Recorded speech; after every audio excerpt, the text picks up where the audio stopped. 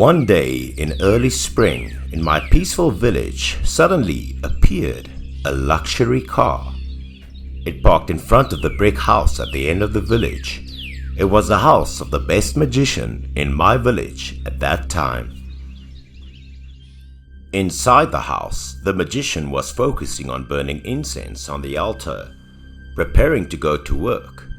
Below was a middle-aged, rich-looking man sitting nervously on the ground.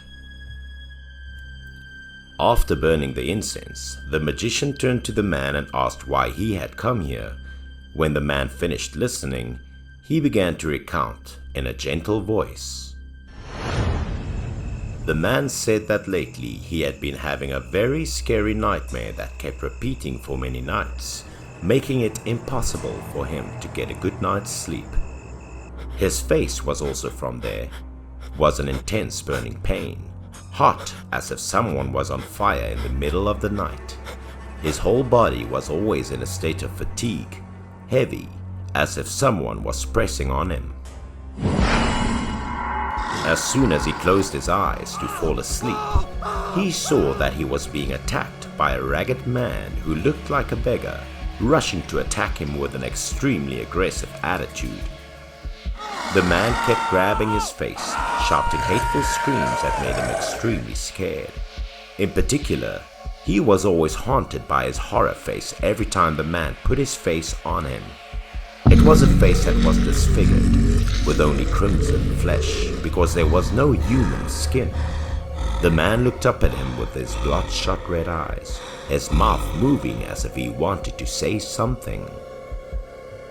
Then the strange man raised his hand tightly to the rich man's face, a feeling of pain and terror now overwhelming him. Then the strange man used strong force to tear off the skin of the rich man's face, making his face look like the ghost in front of him.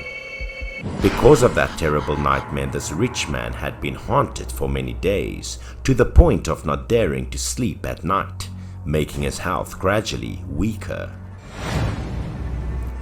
He wanted to find a way to end this dream as quick as possible, so he traveled a long way from the city to come here, asking this famous magician to help. After listening to the story, the magician's face suddenly changed. He looked seriously at the man in front of him. The magician seemed to sense that the man was hiding something terrible. So, the magician went to the altar, took 3 incense sticks, recited the mantra while holding the incense, and walked around the man to find his past. The man then began to dream. His mind also gradually recalled the things that happened before. Unexpectedly, it was a barbaric story full of horror. The man's face showed his remorse as he recalled the past events. The magician stood in front of the man and looked at him sternly. His feeling was indescribable, as if the magician had known the beginning and the end of the story. Many years ago, this man knew a colleague in the company. The two were not very close, but to promote, he invited his colleague to have a meal. While drunk, the two disagreed because of disagreements. The man was angry, grabbed the bottle of wine, placed it on the table, rushed to beat the colleague. With one hand, the man grabbed his colleague by the neck. With the other, he raised his hand and slammed the bottle of wine on the head of his colleague. The sound of a bottle breaking was heard, and blood was also splattered. His colleague fell to the ground dead on the spot. The death of his colleague seemed to wake him up and realize he had just made a terrible mistake. The man was so scared he decided to leave his colleague's body lying there and then ran out alone as fast as he could. He returned to his own home, packed up his things, and began to flee elsewhere. After a while, he became a man wandering the market corners. During the day, he asked for money from passerby. At night, he found a temporary corner to sleep in, and constantly recalling the past time in his mind. Until one day, he went to find another wanderer on the street and took the initiative to get to know him. His purpose was to be able to return to a happy life without being wanted. This wanderer was unaware of the man's plans. He happily continued talking and drinking with the man until the middle of the night. The man purposefully made up enough stories to distract the wanderer so that he was so drunk that he was no longer conscious. After that, he waited. When this vagrant was not alert, the man grabbed the bottle of wine that was placed on the table, looked at the wanderer, and prepared to take action. The wanderer was now too drunk to know anything, lying against the wall behind him to sleep. The man took the opportunity and slowly walked in front of the wanderer. He killed the wanderer and then broke his face so that no one could identify the wanderer. He decided to live with this man's identity. After taking action, he remained to search all over the wanderer's body, took all the money of the victim and identification documents to avoid finding the identity of the corpse, and blatantly started living a new life. He used his savings and the money he had stolen from the wanderer to go to a small plastic surgery clinic and had a face surgery similar to the one in the papers. He had to stay in the hospital for a long time to recover. Fortunately, the surgery was successful, and he was finally able to remove the bandages to see his new face. He happily looked at himself in the mirror, looked closely at every 5 senses on his new face, and breathed a sigh of relief when he escaped the police's pursuit. After he was done, he left and rented a small house to live in. He decided to live with his new face, work, and start a family like nothing ever happened. Meanwhile, the victims who the man killed were all found by the police and became a case that shook the country. He applied to re-enter the old company with a new name, and then he got promoted higher and higher. He became a rich man, got married, and enjoyed the high life. But since then, this nightmare had appeared in his life. After telling his story, the man expressed deep regret for the atrocities he had done before. He repeatedly begged the magician to help him, fearing that the wanderer's spirit would come and retrieve his face. The man's cruelty made the magician unable to hold back. The magician directly slapped the man's face with an angry slap as if to vent his anger on behalf of the people he killed. But the man's stupidity made him no longer rational. He thought that as long as the magician hit him, everything would be erased with no pity in his heart for the dead. Seeing this, the magician smiled and asked the man's address under the pretext of performing an exorcism. After that, this magician told him to leave, promising to help him sleep well. As soon as he left, the magician took out his phone and called the police station, telling the man's story and turning over the old murder case. The man was arrested after many years of hiding. He must be punished for the crimes he committed.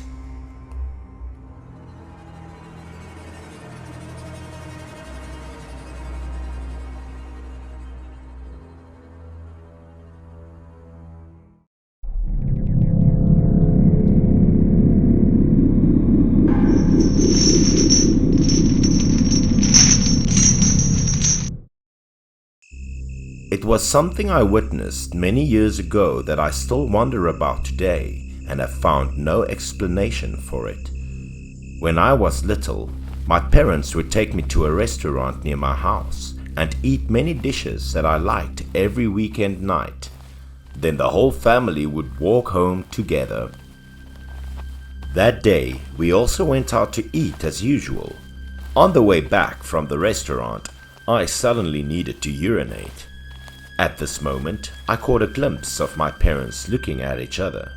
It seemed they didn't want me to have a pee here. At that time, I thought that my parents worried about me when I was alone because it was relatively dark and the village roads were solitary. But because I couldn't take it anymore, they agreed. After that, my father warned me not to go too far from them and hurry back as soon as I finished. Hearing that, I was also a little annoyed because I often ran in the morning on this road. It was not strange. Why were my parents so worried? But that thought also quickly disappeared, and I went to find a place to deal with my need. After that, I turned into a small alley to pee, and my parents stood outside on the main road waiting for me. At that time, I was young, so I didn't know anything to be afraid of.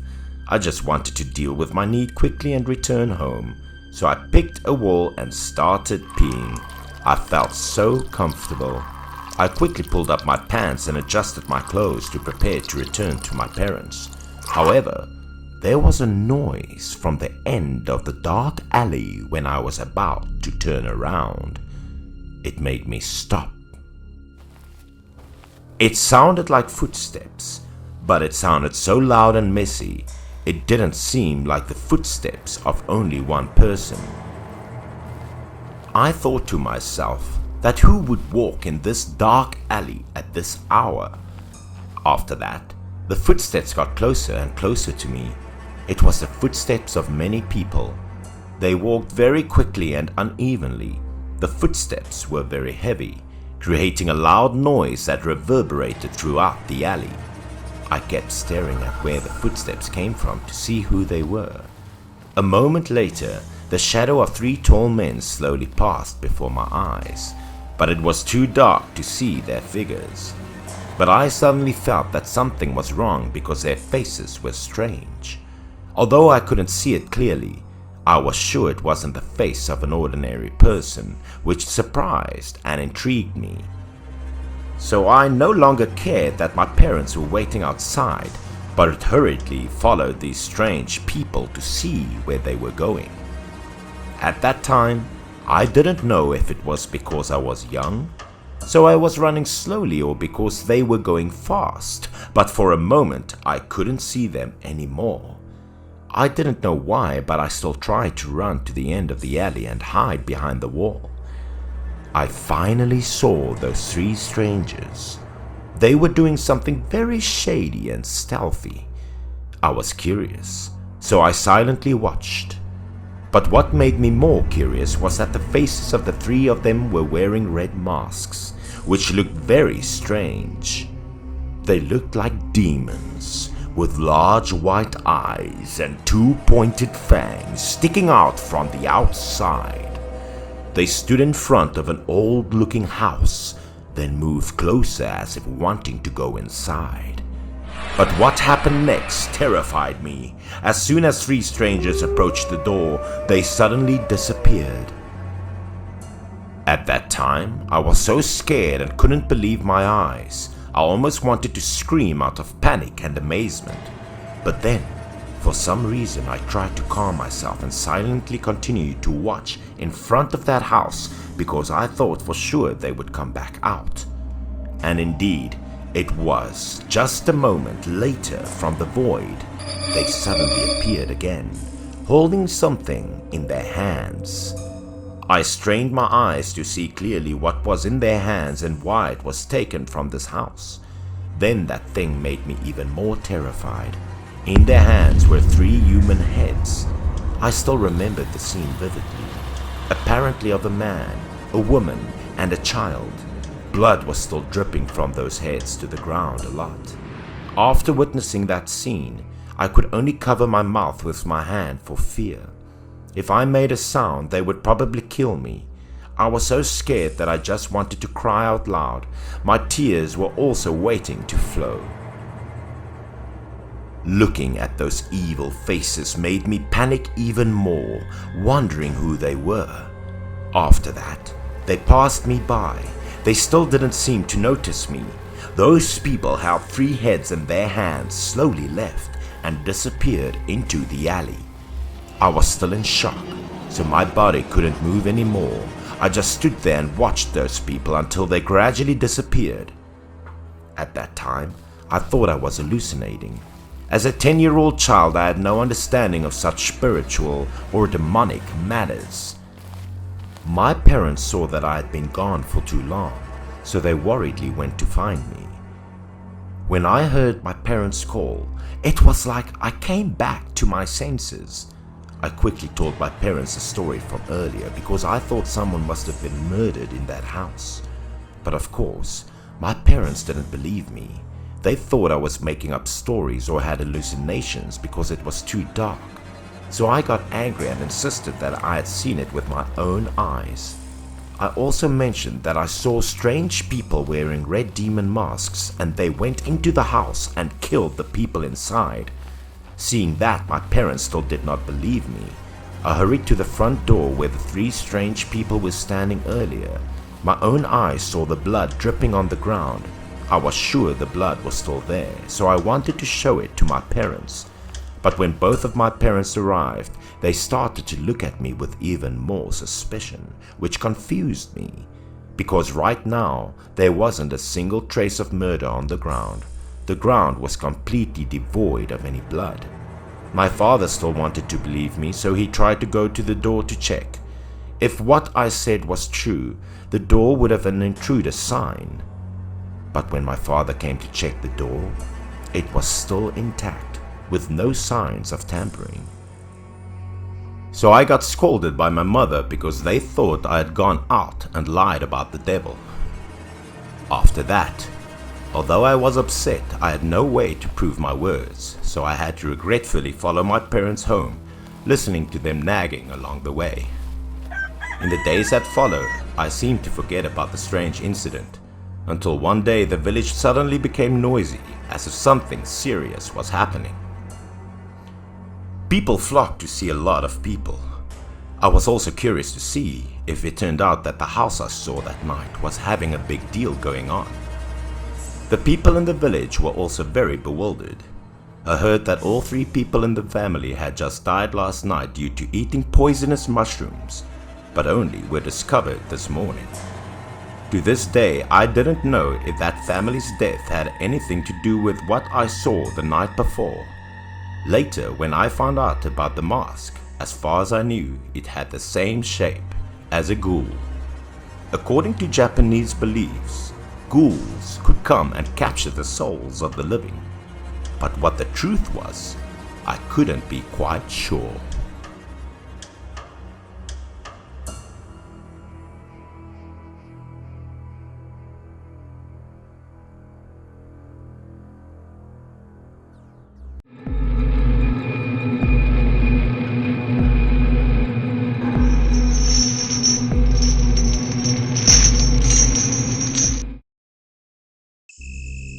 This is a story that happened a long time ago in my village, when I was a high school student about to take my final exam. I used to stay up until early morning to review my lessons because that was when the area where I lived was the quietest. I resolved to complete all of my homework before going to bed, but it always seemed to pile up like a mountain. When I realized I didn't have the energy to keep going, I sat back in my chair and rested for a few minutes. Many days had passed and I'd always studied until I was exhausted and my eyes couldn't open any longer. So I sat down at the table, intending to sleep for nearly 30 minutes in order to regain my energy. I was sleeping when I heard some loud noises outside that sounded like a trumpet and bride procession music. The music became increasingly louder as the group approached nearer to my house, making it impossible for me to sleep any longer. I started to feel uncomfortable and secretly blamed that family for having such a late-night wedding. At first, I considered returning to my desk and ignoring outside distractions in order to focus on my homework. But no matter how hard I tried, I was distracted by outside noises. Outside, the singing was like a magical power entering my mind, making it impossible for me to concentrate on my own affairs. This time, I resolved to focus with all my might, staring at the page in front of me, my mind ignoring the trumpets playing outside. But in the end, I couldn't take it any longer, so I slammed my fist on the table and sat up in rage.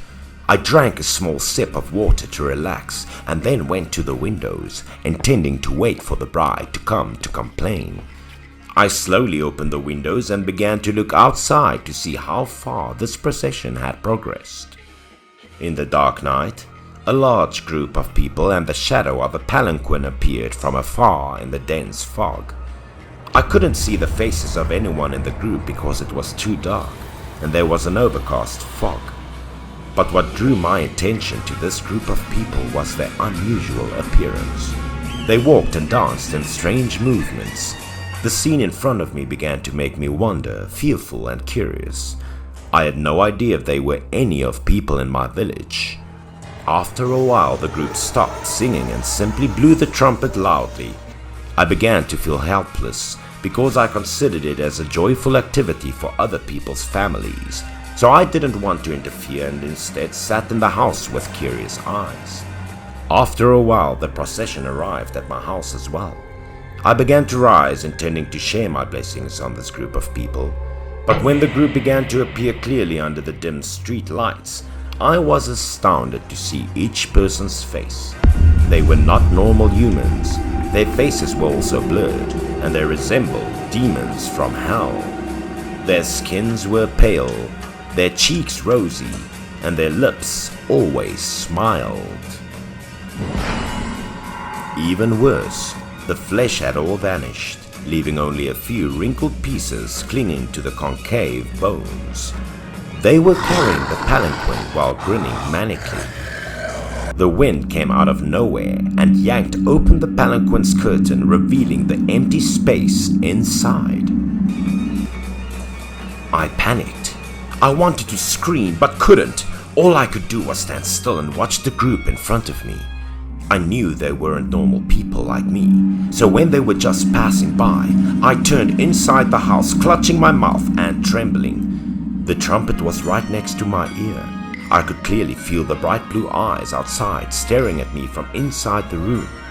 When I tried to look outside, not only did the man carrying the palanquin, but also the girl walking in the middle of the group was also staring at me with a ghostly expression.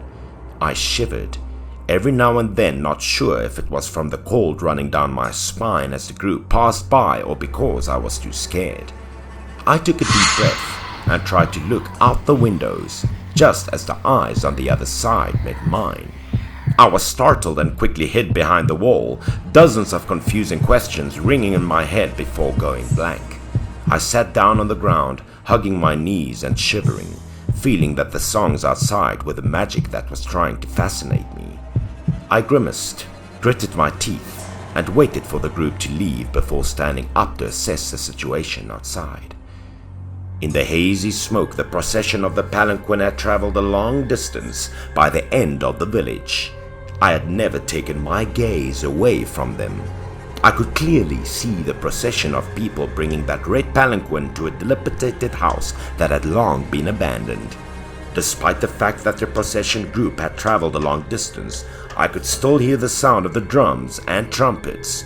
The group abruptly came to a halt in front of that abandoned house. The trumpet sound was also deafeningly quiet. The group stood motionless, surrounded by a gloomy atmosphere. After a few seconds, the group brought the palanquin inside and quietly left. When I looked at the house within the black scorch marks, I was taken aback by recalling the heartbreaking story that had occurred here.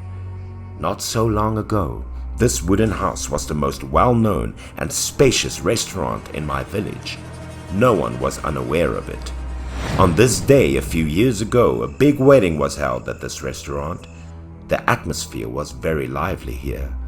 Guests had been eating and drinking in the restaurant for quite a long time. Everyone was anticipating the arrival of the bride for the ceremony. Both sides of the family were extremely busy. Congratulations could be heard throughout the restaurant, and the atmosphere was extremely lively at this time. By the middle of the party, the restaurant downstairs was filling up with black smoke. A man became frightened and ran upstairs. When he arrived, he quickly shouted, informing those present of the fire that was raging downstairs. After hearing that, the people at the party that day began to let go of their chopsticks, their mouths gaping at the panicking man in front of them. The black smoke from downstairs spread to the party's area as soon as the sentence ended, and the guests began to stir. Those present could see the deadly fire rising from the restaurant's window as if it wanted to burn down the entire establishment. Everyone began to stand up one by one, frantically looking for a way out. Loud screams rang throughout the restaurant, but no one could help them. The villagers who had also heard about the fire curiously ran over, standing below helplessly looking inside. Before the fire truck arrived, some people began using the most basic fire suppression methods in the hope of reducing the severity of the incident. However, the fire in the night transformed into a demon, quickly devouring both the restaurant and the people who were present. The fire burned into their bodies, consuming all those fleeting in the blink of an eye, and no one had a chance to escape. In the ocean of flame, the black shadows appearing by the upstairs windows begging for help, and then fell down. That image haunted the people of my village. The signboard for the restaurant was also set ablaze.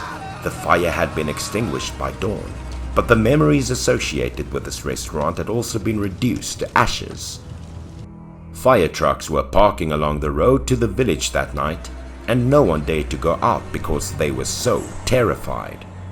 The village changed over time, becoming a busy street, but the restaurant remained as how it was after that night. I shivered in bed all night, unable to sleep, because the burned spirits in the fire that night kept haunting me. Every time I took a nap, those ghostly horror faces appeared in my dreams, worsening my health. Outside the windows, in particular, I always had the distinct impression that the group was still standing there, peering inside and calling my name. Every night after the entire village had fallen asleep, the sound of the trumpet and the image of the wedding procession to the burned-out restaurant appeared. Many people claimed to have seen the bride in the palanquin. She kept singing the wedding carol in the sorrow and pain. Many people said the bride was stunning, with a veil covering her face but allowing them to see her bright white eyes. The smoke from the restaurant suddenly spread every time the procession brought the palanquin into the restaurant, just like the fire scene that year. People in the village spread rumors about the procession group who died in the village. Since then, the restaurant has been deserted, and no one dared to approach and considered the ghost carrying the procession as an anecdote.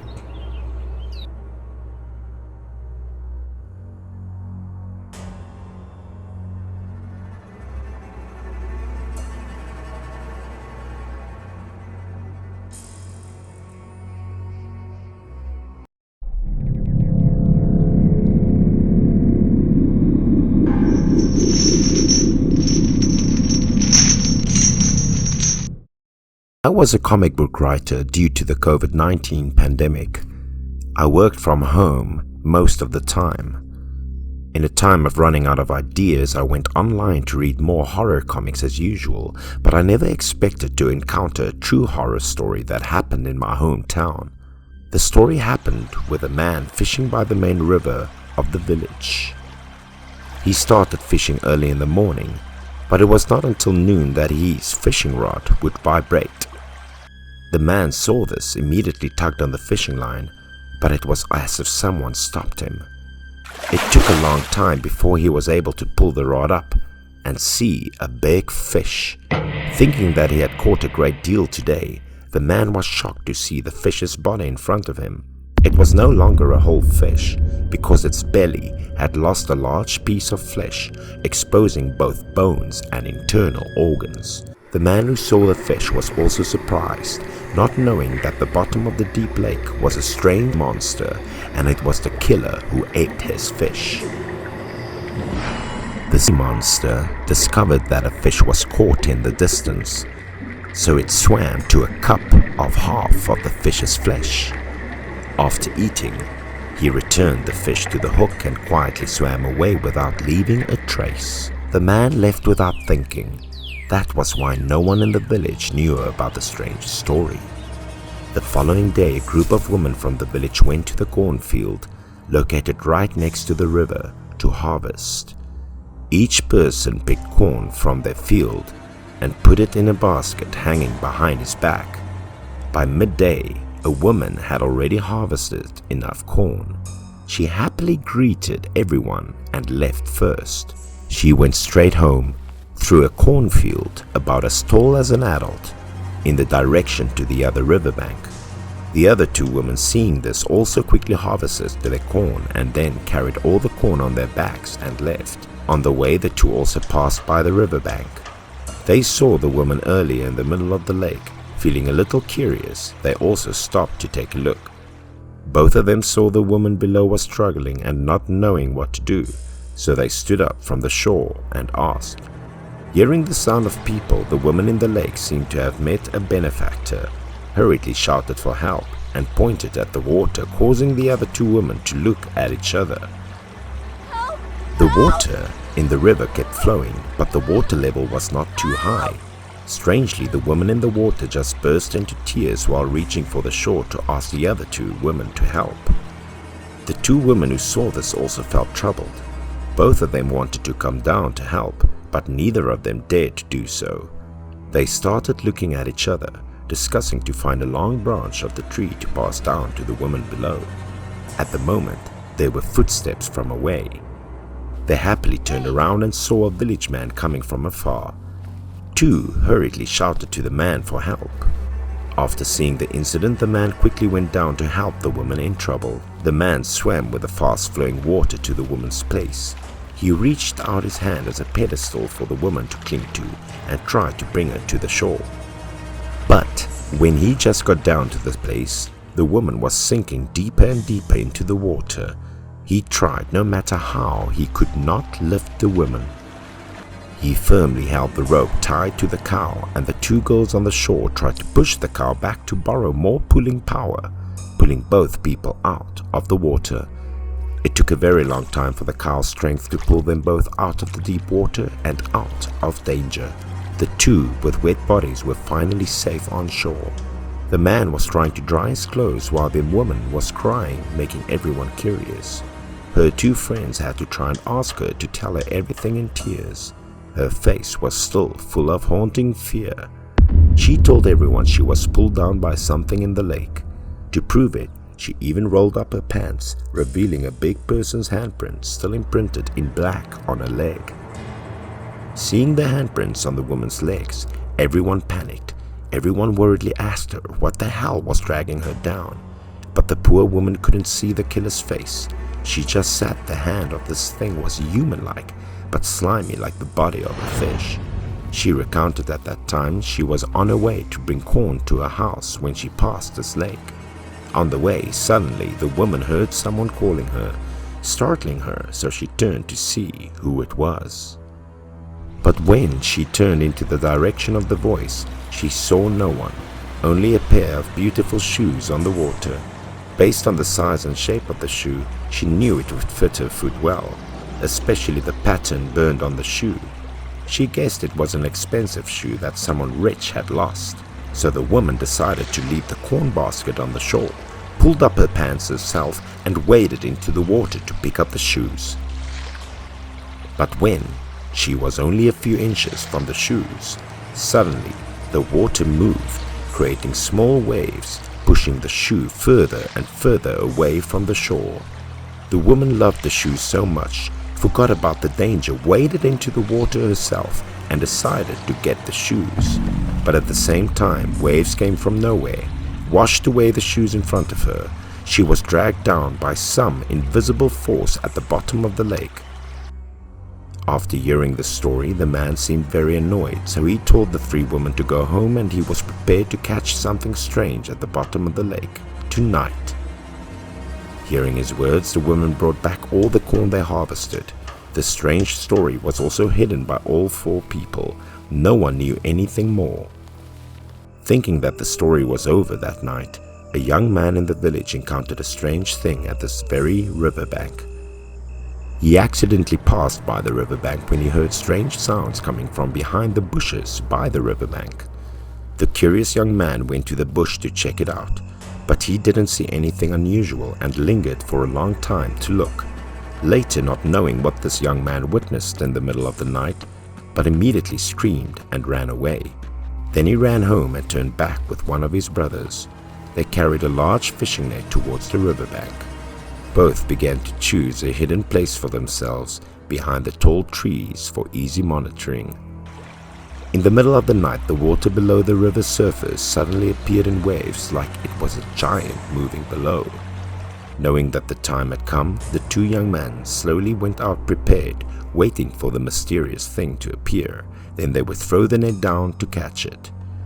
Fortunately, at that moment, the sound of that strange creature resounded not far from where the two young men were standing. The young man saw this, determined not to lose opportunity.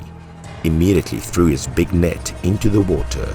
A loud noise rang out, grabbing the underwater creature, but it was unclear what was below that the young man alone could not pull up. The companion who was with him also went in to help, but no matter how much the two of them worked together, they could not pull the net up easily because of the creature's weight below. Both were still pulling the net. The net was slowly lifted out of the water, slowly and heavily. The two young men began to estimate that it could only be an adult, but there was no way a fish would weigh that much. After much hard work pulling the net, the two young men finally brought the net ashore. Both excitedly opened up to see what the mysterious creature was. Unexpectedly, it did not get the desired result. In the nets was a giant fish they had never seen since. Moreover, from the fish's belly was also a large piece missing. From then on, people in the village spread stories about the riverside having a monster that no one dared to approach anymore.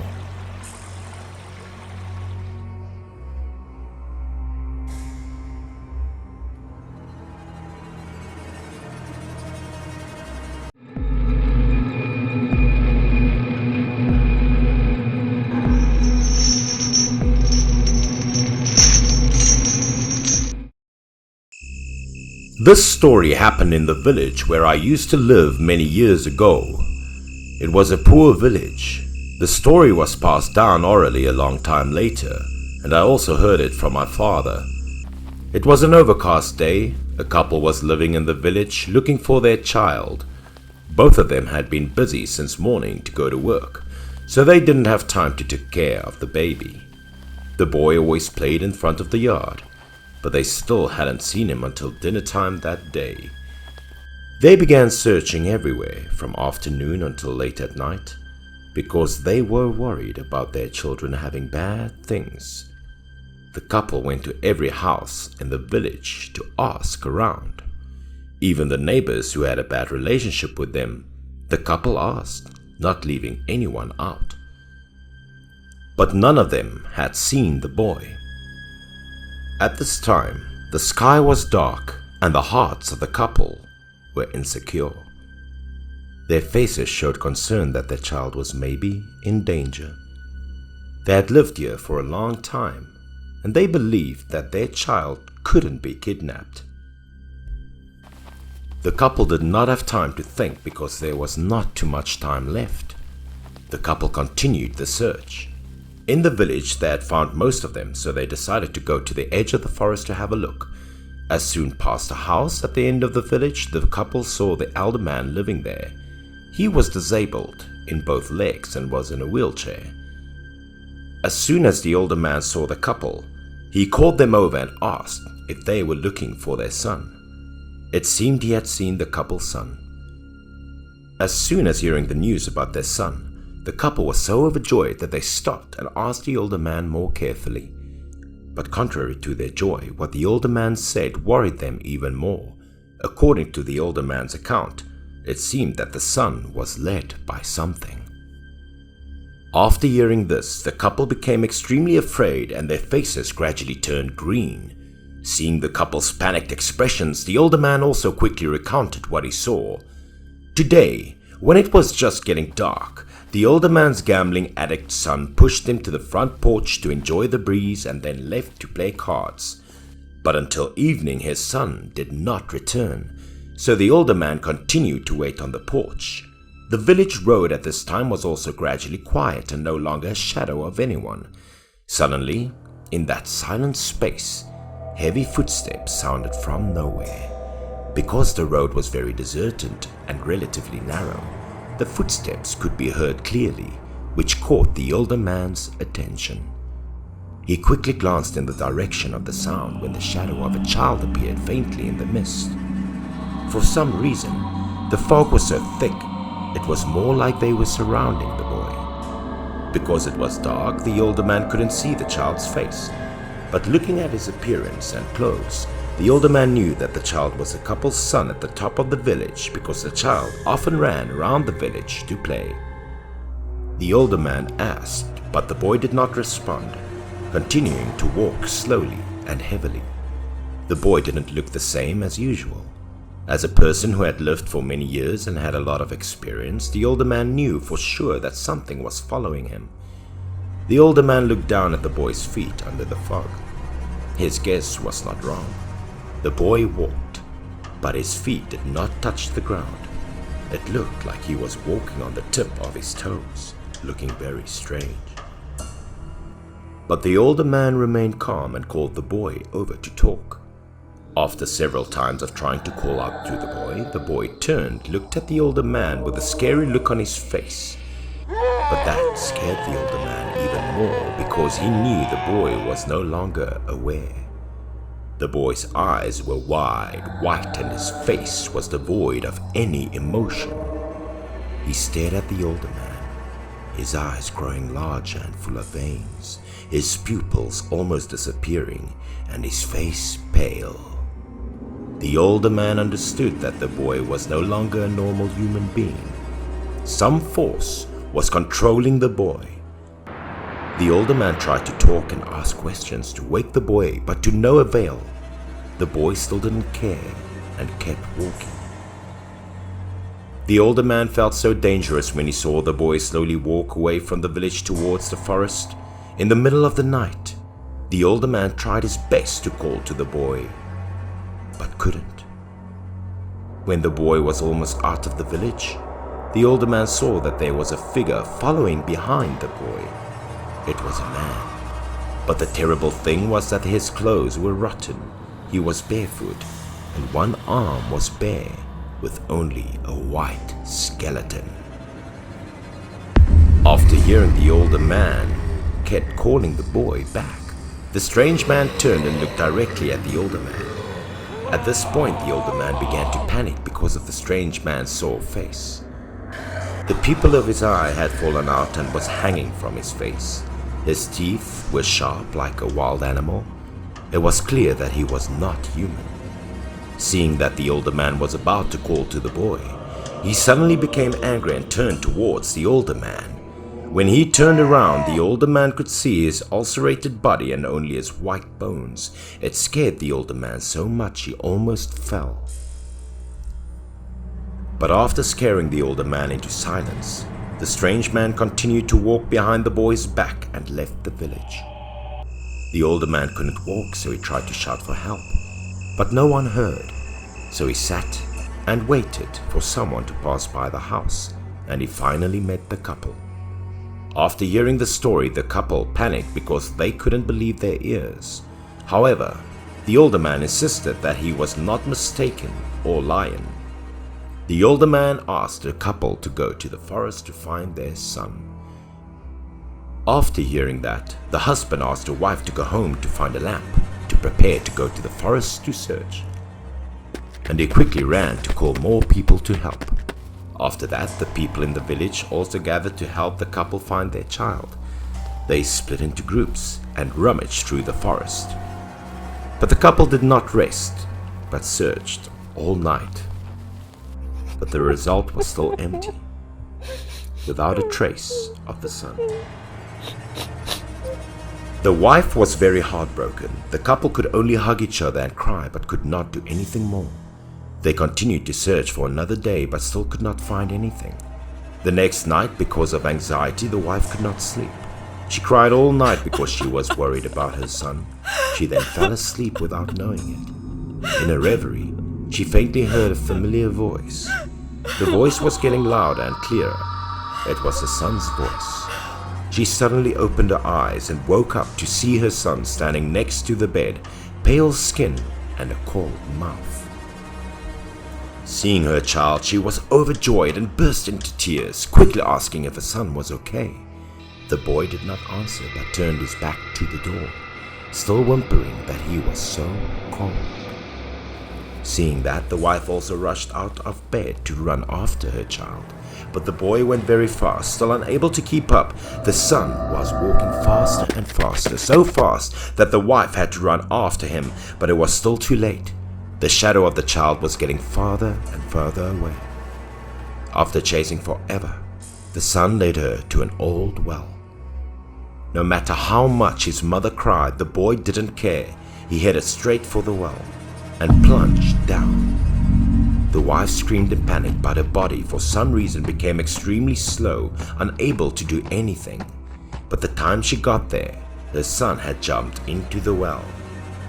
She cried and called the son's name, but below was a deep and dark pit. Then the wife suddenly woke up. It was all just a nightmare. Seeing his wife screaming, the husband woke up and asked her what was going on, only to find his wife crying and sobbing. At this time, the wife also understood that her son was no longer alive. That dream was a foreshadowing. She told her husband the two people were heartbroken. No one said anything else. Then they calmed down and started taking hammers. They headed towards the deserted well. It was an old family well that had been sealed since their parents were alive. No one knew where the key was. But when they saw their child in the dream, they broke the lock and went to the well to check. Above the well's mouth, there was a large and heavy rock, which the son could not lift. In their hearts, they wished it was all just a nightmare. The husband began to bring down the rock that covered the mouth of the well. Both of them looked down at the bottom of the well to check, but all was not as they expected. At the bottom, indeed, was the body of the family's young son. Even though the couple was born in a dream and mentally prepared, they still could not accept this cruel truth. They didn't understand how the boy was able to go through the locked door, lift the big rock and jump into the well like that. After that, people also helped them to bring up the body of their son. This story had been passed around a lot in my hometown, but there was no reasonable answer about the son's death.